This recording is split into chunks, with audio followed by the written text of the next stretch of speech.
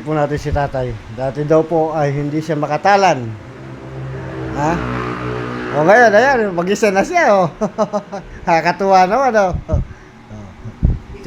Ayan, oh. Ilalakad na ho siya ng kwan. Dati, oh, hindi daw siya makalakad ng makatayo o para ho siya mabubuwal. O ngayon, ayan na po. Kaya na niya magbalanse ng katawan. Kahit o gabi, tinawagan po tayo ni Kape. Ayan po si Kape, oh. Thank you, Kabi. Ayan po.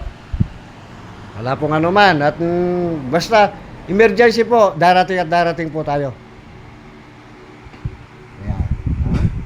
Ayan. May tatag na si tatay. Meron na. Matagal ho kami hindi nagkita nito eh. Kaya namimiss lang ako nito eh.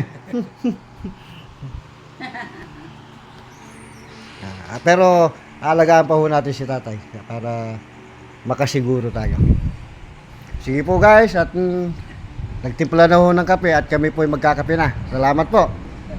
Si tatay, ilang taon na po kayo?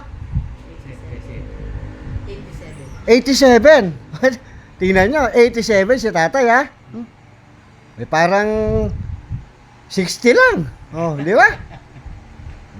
Malakas ho ang katawan niya eh, malakas. Malakas ang katawan ni tatay.